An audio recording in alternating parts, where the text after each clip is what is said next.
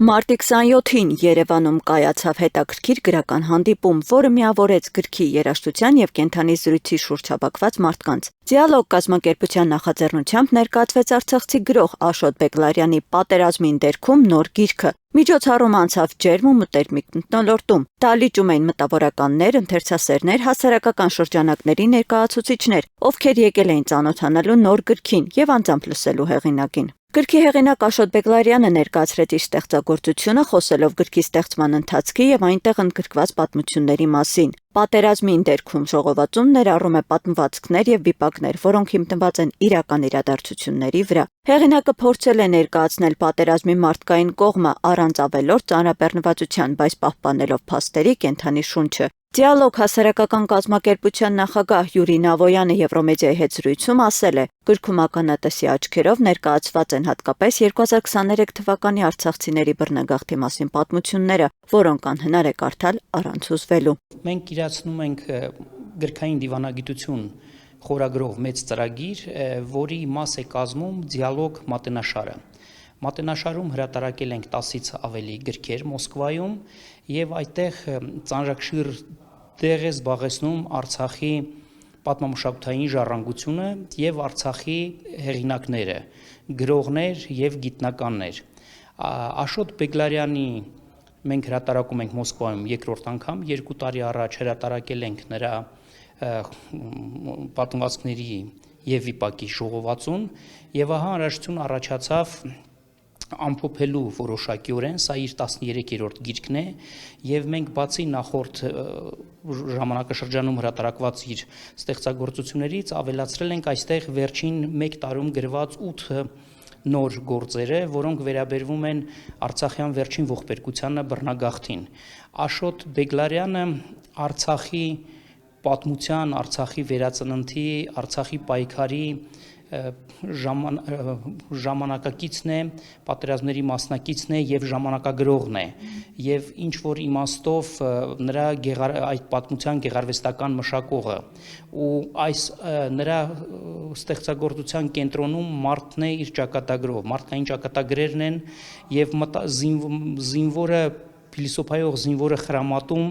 որը չգիտի հաղթել է, պարտվել է, նա կքացած է պատերազմի ծանրության տակ, և Աշոտ Բեգլարյանը իր ստեղծագործությամբ ահա բացում է մարդկային այդ որակը, մարդու մտածողությունը, մարդու ձգտումները և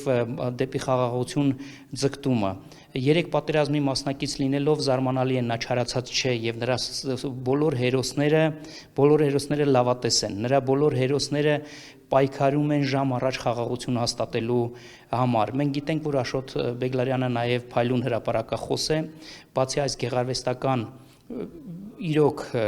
գոհարներից, նա նաև համարյա ամեն օր հրապարակախոսական հոդվածներով է հանդես գալիս, բայց ես հիմա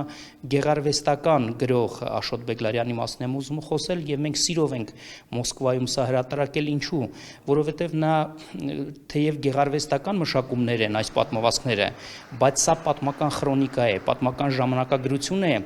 և սա նաև պատմության կեղծարարության դեմ պայքար է, և սա հատուկ նշանակություն է ստանում նման գրքերը Մոսկվայում հրատարակելու, և ռուսաստանյան լսարանը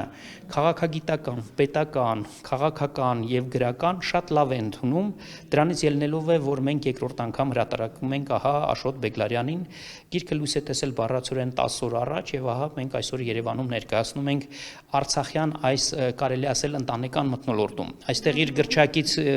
եղբայրներն են, Արցախի դասախոսներն են, ուսուցիչներն են, և այստեղ բուն արցախյան էլիտան է, մտածող, ստեղծագործող արցախցին է, և մենք մեր մատենաշարում շարունակելու ենք արցախյան թեմատիկան։ Առաջիկա ամսում մենք կհրատարակենք Արցախի գորգերի իբրև հայկական պատմամշակութային ժառանգության ներկա օրինակներ, մենք կհրատարակենք Արցախյան Տիգրանակերտը թարգմանած հայերենից ռուսերենի, Արցախի Տիգրանակերտի պեղումների արդյունքները, 21 հեղինակի գործեր, եւ գրատարակենք հայերեն եւ ռուսերեն լեզուներով հայկական աղվանքի կաթողիկոսության նստավայրերը, այնպես որ արցախյան թեմատիկան մեր մատնաշարում եւ մեր գործունեությունում ծանրակշիռ տեղ է զբաղեցնում, իսկ այդ թեմայում Աշոտ Բեգլարյանը ունի իր ուրույն եւ առանձնահատուկ տեղը։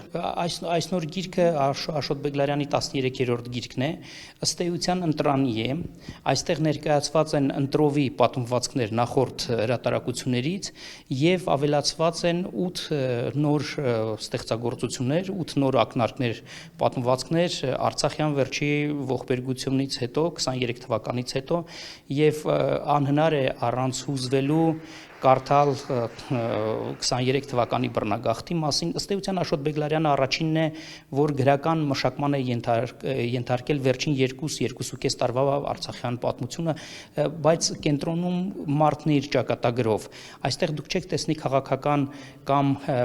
կարգախոսային կոչեր, այստեղ դուք կտեսնեք խորը փիլիսոփայություն, այստեղ դուք կտեսնեք կարեկցանք, այստեղ դուք կտեսնեք լավատեսություն։ Երեկոյի ընթացքում հնչեցին նաև արցախյան ժողովրդական երգեր Արցախի բալիկներ համույթի կատարմամբ։ Երաժշտական հատվածը լրացրեց գրական միջավայրը, հաղորդելով ազգային երանգ եւ ստեղծելով ամբողջական ընկալում միջոցառման մասին։ Երևանում անցկացված այս հանդիպումը եւս մեկ անգամ ցույց տվեց, որ գրականությունը շարունակում է մնալ կարևոր միջոց պատմությունները փոխանցելու եւ մարդկանց միավորելու համար։